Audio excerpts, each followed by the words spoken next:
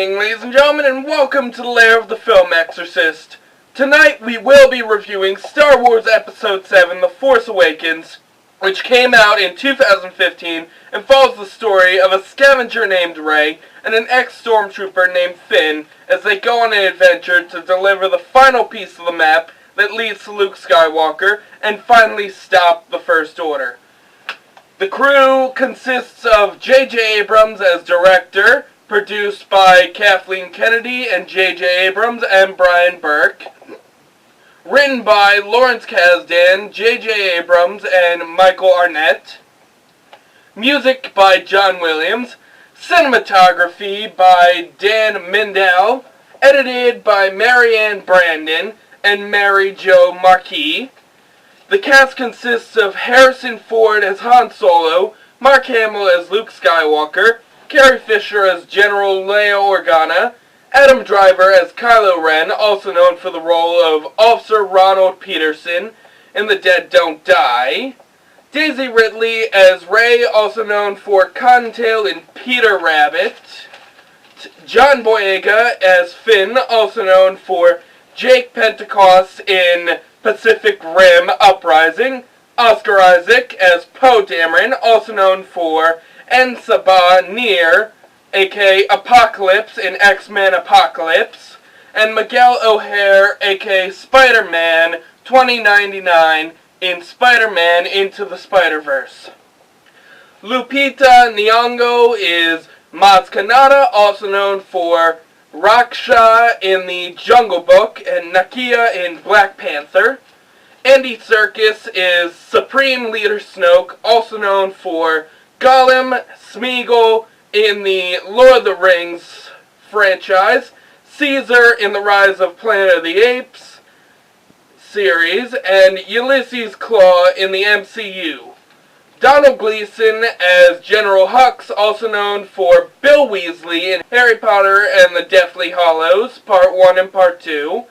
Mr. Jeremy Fisher and Thomas McGregor in Peter Rabbit. Anthony Daniels is back as C-3PO. Peter Mayhew as Chewbacca. And Gwendolyn Christie as Captain Phasma, which you can find her also in Game of Thrones. My favorite scene is the death of the New Republic, which my reasons are it's reminiscent of the destruction of Alderaan by the Death Star, just this time it's way bigger, and this battle station is 10 times what the Death Star is, so it's a planet or a sun compared to the moon-sized Death Star. And it's that amazing speech given by Hux, which just reminds me so much of the speech in Episode 3, which was really good, and I can't help myself looking back on it on YouTube through other videos, and I just love speeches in Star Wars. They work so well for the bad guys. And then, why I love Finn, because he's my favorite character. The reason is, he's an interesting character with great backstory, since he's our first Stormtrooper protagonist, and just, he's learning all this. He's never been a pilot or a gunner, so he's just now learning how to fire a gun, which he's actually pretty good at. And he's just trying to find his way away from the First Order and trying to find his way in the galaxy. Whether it's running away from them and trying to go to the Outer Rim, or helping the Resistance and almost getting himself killed. And then we've got my opinion, which it's a great start for the sequel trilogy, but it also seems like it took most of its plots from A New Hope, which is really sad, because it makes this a really good movie, but it also can feel like you've seen this happen before. I mean, it's a crew going to bring something back to a rebellion or resistance. This time it's a map. Last time it was the Death Star plans. And it almost gets stale, and if only they did something different, like from the extended universe. But it's still really good, and it does have its new elements, like the great battles in the sky with Poe, Finn, The first flight of the Millennium Falcon in this movie, when they have that one moment where Finn shoots while the Millennium Falcon is falling out of the sky, which is really good. And then the characters are really likable. I mean, there is the very whiny Kylo Ren, who I don't really like in this movie. I don't feel he's a good villain. I mean, yeah, he's supposed to be reminiscent of the original Ben Solo that became Darkitis in the extended universe. But Rey, I like her. She's a good protagonist. She's a bit reminiscent of Luke, but also she just wants to get away from this fight. She wants to wait for her parents, but then she gets sucked in. And it works. It's very similar to Luke getting sucked into the fight with the Galactic Empire due to a droid, which is another plot point from Episode 4.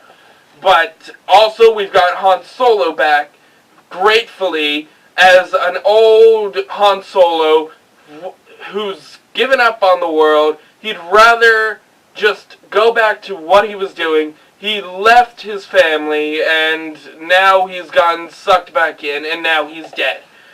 Chewbacca's back. He's a really good side character. And BB-8, the cutest little droid next to R2-D2, who literally pushed R2-D2 out of the spot in this movie.